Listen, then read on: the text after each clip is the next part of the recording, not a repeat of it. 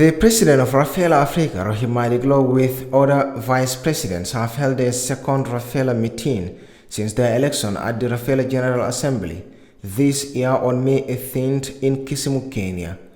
The meeting, which was held in the Moroccan city of Tangier, was chaired by the president, Rohey Malick Lowe. Key issues discussed at the meeting include the RAFELA 10-year report 2018 to 2022, report on the RAFELA General Assembly in Kisumu, report on the meeting with New York City, report on RAFELA on the UCLG World Congress in Dijon, strategic action plan 2022 to 2025 of RAFELA activity report, and their membership with the City of New York, Kingdom of Morocco, and the Federation of Canadian Municipalities. Also on the table was the date and place for the RAFELA Bureau meeting, which the Gambia is selected for. Honorable members, I just want to say that it's going to be a very short meeting, and I call it the extraordinary meeting, simply because we're here to look or to discuss the way forward and what we have achieved so far. But basically, the way forward is why to set the agenda straight for 2023. So in the meeting that we allow to discuss, allow us to interact and try to see exactly how we can take the organization forward.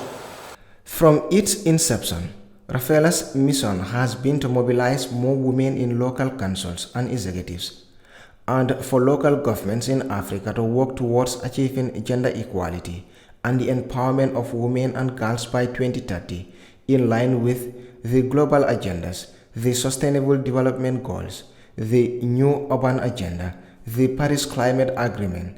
It is also in line with the African Union Agenda 2063, the Africa we want. I'm sure everybody will agree that the Kingdom of Morocco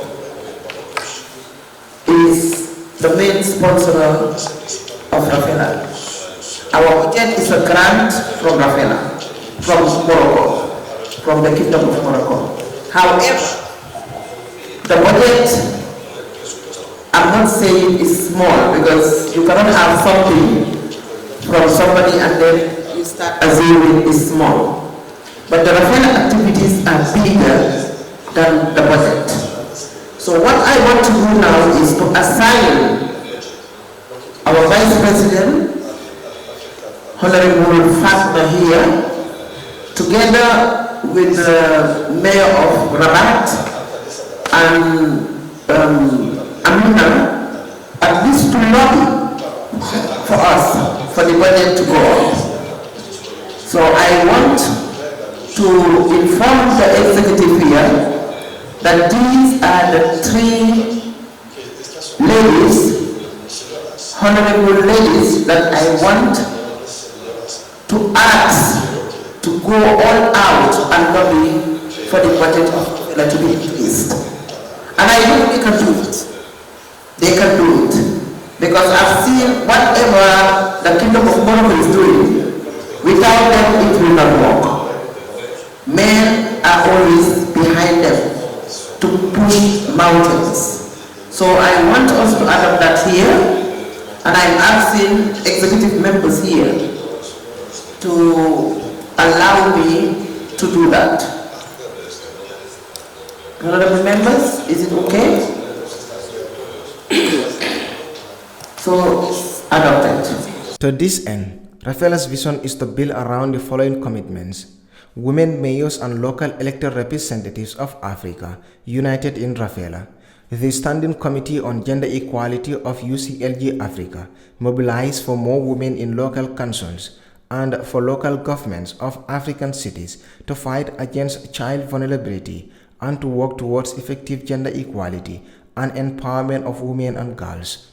RAFELA, as you know, RAFELA was born here in Tangier in 2011, and it's prospered very much. And we are very proud that it's the only on earth, is the only network of female elected officials, local elected officials, covering the whole continent. And when we attended the UCLG World Congress in Tangier last October, every section of UCLG asked us to share the experience of RAFELA with them, because we are doing marvelous with RAFELA. And the president of RAFELA, the mayor of Banjul, called a meeting of the vice presidents of RAFELA yesterday, and it was to discuss the roadmap of RAFELA, and it's very promising, and we are proud of what RAFELA is doing, and we want RAFELA to keep going that way, because we consider, and this is why we created also this yellow network, we consider women and young people in local government are game changer for this country.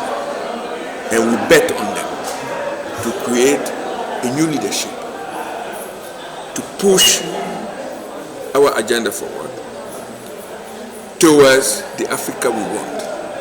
So this is where how far we wish to go with RAFELA and Yellow. The three-day meeting started with a consultative assembly of the network of young elected local officials of Africa, Yellow, which elected its leadership. Yellow is the UCLG Africa network of young elected local officials from African local governments aged 35 years or less at the time of their membership, set up to represent the perspective and voice of young people in the governance of public affairs in African cities and territories. It aims to build the capacity of its members, organize peer learning, and disseminate good practices among young elected officials of local and territorial governments in Africa. Yellow also aims to contribute to the effective achievement of the Sustainable Development Goals promoted by the United Nations Agenda 2030 and to the emergence of Africa that we want promoted by the African Union Agenda 2063. We started with the holding of the Constitutive Assembly of the Young Elected Officials of Africa, Yellow. And this Constitutive Assembly has a duty to elect the office bearers of this network. And the city of Dakar, represented by its mayor, was elected the president, the first president of Yellow, with a mandate of 3 years. And what we want from Yellow is a new way of exerting leadership at the local level, so that the concern of youth, which are the majority of the population of our cities, be taken on board fairly and effectively, and that through these young people we invent a new governance practice that is more inclusive, more result and people oriented, and more acquainted to the requirements of becoming a sustainable city. Unanimously, the members of the Yellow Presidency appointed the mayor of Dakar in Morocco as their first president for a 3-year term. 32 young elected local officials of Africa representing 24 countries of the 5 regions of the continent took part in the work of the assembly. People send us to school because they bet that with knowledge we'll be mastering the way to end the rudeness of their living condition. We took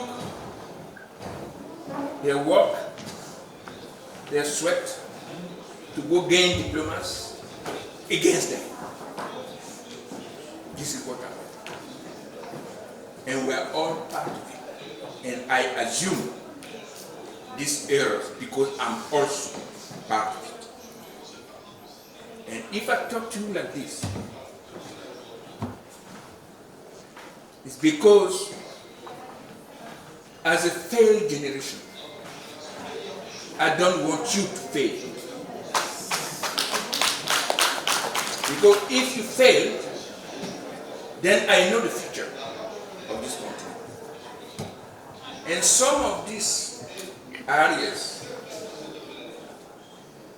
is already present in some regions of the world. And some of them even in some part of Africa. Remember, the autochthone inhabitants of what we call the USA, the Indians, live in the reserves,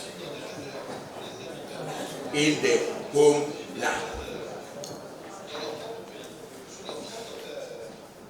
They are not free citizens in America. They are in enclosure. People go and visit them as beasts. They are all becoming alcoholic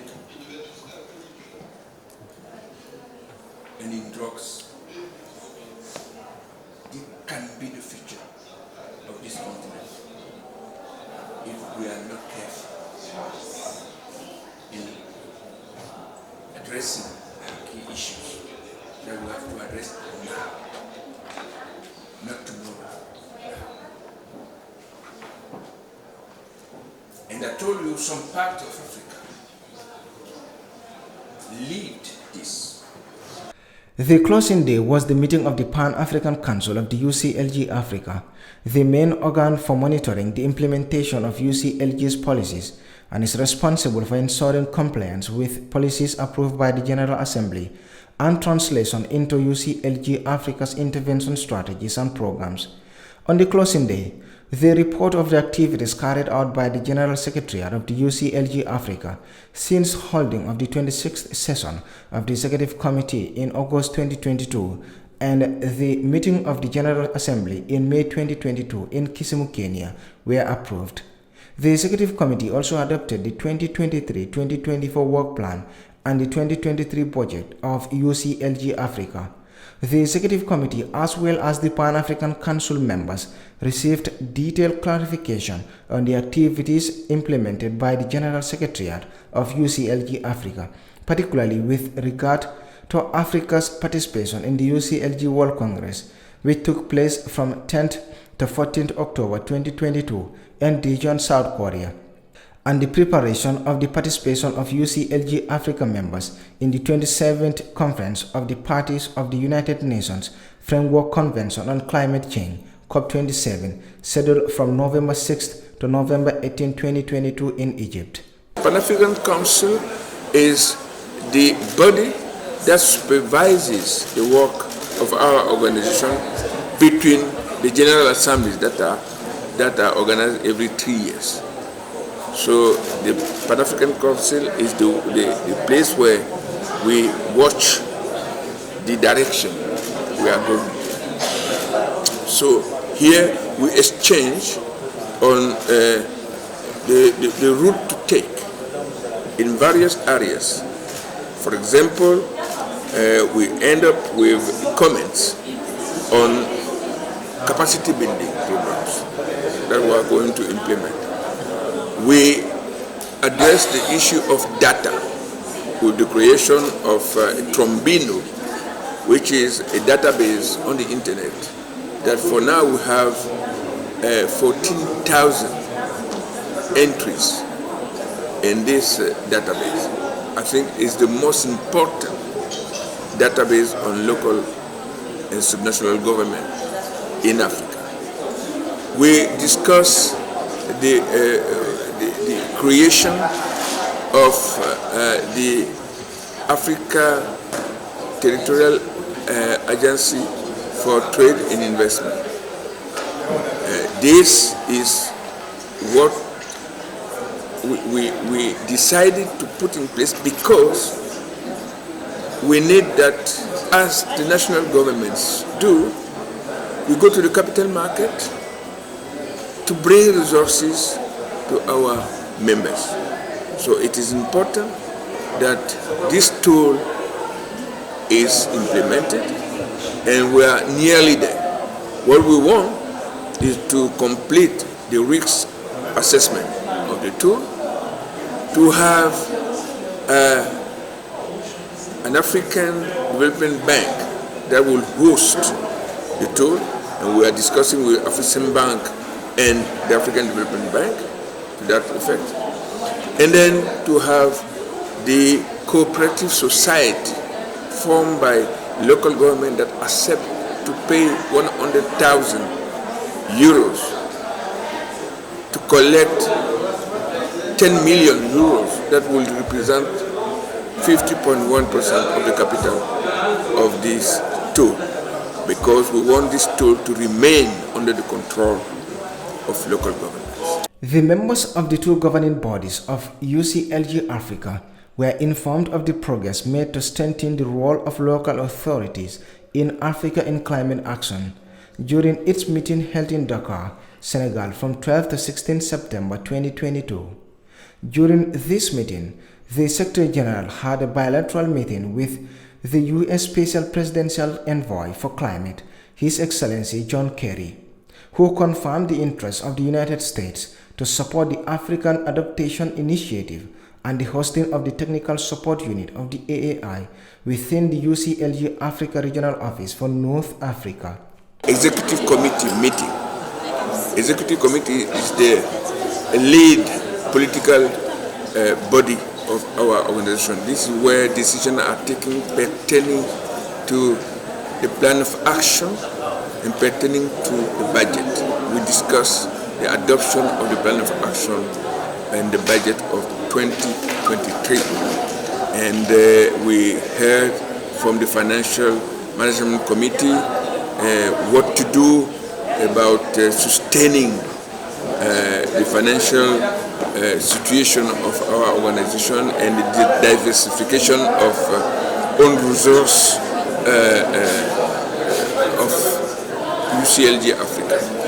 We also had different views on what to do pertaining to our participation in COP27 in Sharm el-Sheikh, because as you know, Africa is confronted with the impact of climate change, and we are heavily hit by the consequences of climate change, but we didn't do much to have the climate change occurring. So what we are saying is that we need to go to Sharm el-Sheikh with the idea that adaptation is the priority action in climate for Africa, and that adaptation is a territorial issue. So we are asking that the flow of resources for climate adaptation, first of all, be at the level of the effort put for mitigation. That for so far, mitigation has 75% of climate resources, while the Paris Agreement says that we should have 50% mitigation, 50% adaptation. So we want that in Sharm el-Sheikh we confirm that there will be a balance between mitigation and adaptation. And if this is the case, we confirm also that the means of implementation of climate adaptation be availed to the local government where the bulk of adaptation happens. Also, a session of delivery of presents to honorary members of UCLG Africa in recognition of their contribution to the progress of the African local government movement was held on the sideline of the proceedings of the Executive Committee.